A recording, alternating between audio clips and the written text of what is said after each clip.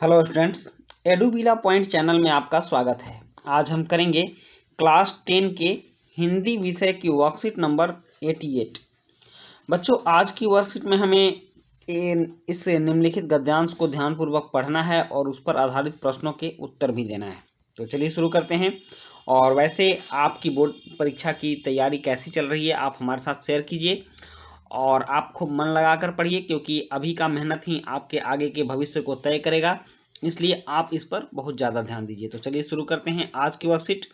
ये जो गद्यांश है, यह गद्यांश आपके चैप्टर लखनवी अंदाज से लिया गया है और यह पाठ यशपाल जी द्वारा लिखित है। तो चलिए इसके कुछ अंश को पढ़कर प्रश्नों के उत्तर देने की कोशिश करते हैं। मुफस्सिल की पैसेंजर ट्रेन चल पड़ने की उतावली में फुकार रही थी, मतलब कि वह सीटी मार रही थी या फुक फुक कर रही थी। पहले के ज़माने में कोयले वाले इंजन थे तो वह ज़्यादा फुक फुक कर चला करती थी। आराम से सेकंड क्लास में जाने के लिए दाम अधिक लगते थे। दाम का मतलब पैसा, पैसा को दाम भी बोलते हैं। दाम अधिक लगते थे। दूर तो जाना नहीं था, भीड़ से बचकर एकांत में नई कहानी के संबंध में सोच सकने और खिड़की से प्राकृतिक दृश्य देख सकने के लिए टिकट सेकंड क्लास का ही ले लिया। मतलब लेखक ने सोचा कि वह अगर एकांत में बैठेंगे और खिड़की के पास वाली सीट पर बैठेंगे तो प्राकृतिक दृश्य देखकर नई कहानी को सोचकर वह लिख सकते हैं। गाड़ी छूट रही थी। सेकंड क्लास के एक छोटे डिब्बे को खाली समझकर जरा दौड़कर उसमें चढ़ गए। मतलब कि लेखक ने सोचा कि ये डिब्बा खाली होगा और उसमें चढ़ गए। अनुमान के प्रतिकूल डिब्बा निर्जन नहीं था। मतलब कि इन्होंने अनुमान लगाया था कि डिब्बा निर्जन होगा, मतलब बिल्कुल खाली होगा, लेकिन डिब्बा बिल्कुल खाली नहीं था।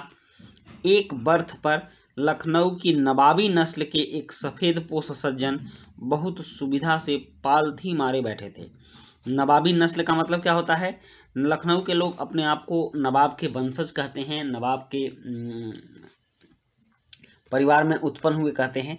तो उसी टाइप के कोई थे और सफ़ेद पोश मतलब कि ऊपर से नीचे तक सफ़ेद कपड़ा पहने हुए बैठे हुए थे, पालथी लगाकर बैठे हुए थे। सामने दो ताजे चिकने खीरे तौलिए पर रखे थे और ताजे ताजे दो चिकने खीरे तौलिए पर रखे थे। डिब्बे में हमारे सहसा कूद जाने से सज्जन की आंखों में एकांत चिंतन विघ्न का असंतोष दिखाई दिया। वह अकेले में जो कुछ सोच रहे थे उसमें उनको कुछ विघ्न हुआ, तो इस वजह से वह थोड़ा असंतुष्ट हो गए कि इनको नहीं आना चाहिए था, लेखक को उसमें नहीं जाना चाहिए था।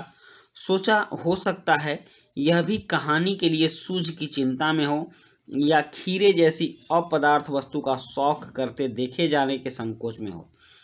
यहाँ दो बात थी, या तो वह नवाब साहब कुछ कहानी सोच रहे होंगे या फिर खीरा लेकर बैठे थे इस संकोच में होंगे कि यह खीरा का नवाब होकर एक तुच्छ पदार्थ खीरे का शौक रखता है। नवाब साहब ने संगति के लिए उत्साह नहीं दिखाया, मतलब कि उन्होंने लेखक से कुछ पूछा वगैरह नहीं, दोस्ती की कोई बात नहीं करी। तो इन्होंने भी, लेखक ने भी उनके सामने की बर्थ पर बैठकर आत्मसम्मान में आंखें चुरा ली। मतलब कि अगर वो नहीं बोले तो मैं भी नहीं बोलूँगा, इस वजह से ये भी उनकी तरफ नहीं देखे। अब यहाँ कुछ प्रश्न हैं। प्रश्न है कि लेखक ने सेकंड क्लास का टिकट क्यों लिया? तो यहाँ जो उत्तर है, तो यहाँ उत्तर देखिए, प्राकृतिक दृश्य देख सकने के लिए, ये भी सही है, और नई कहानी के संबंध में सोच सकने के लिए, ये भी सही है, और भीड़ से बचने के लिए, मतलब कि इसका उत्तर 4 होगा। उपरोक्त सभी के लिए लेखक ने सेकंड क्लास का टिकट लिया। उसके बाद है ख, सज्जन शब्द का विलोम शब्द क्या होगा? तो सज्जन शब्द का विलोम शब्द होता है दुर्जन। और नेक्स्ट ग है कि ट्रेन के डिब्बे में चढ़ने से पूर्व लेखक ने क्या अनुमान लगाया था? कि लेखक डिब्बा बिल्कुल खाली होगा। लेखक ने ऐसा अनुमान लगाया था कि डिब्बा बिल्कुल खाली होगा। उसके बाद प्रश्न घ है, लेखक को नवाब साहब की आंखों में एकांत चिंतन में विघ्न का असंतोष क्यों दिखाई दिया? क्योंकि नवाब साहब एकांत में खीरा खाना चाहते थे। इसका उत्तर होगा नवाब साहब एकांत में खीरा खाना चाहते थे। अब है कि प्रस्तुत गद्यांश के लेखक हैं। कौन है लेखक? तो आप जानते हैं कि यह लखनवी अंदाज चैप्टर पाठ लिखा गया है यशपाल जी के द्वारा, तो इसका उत्तर 3 होगा यशपाल।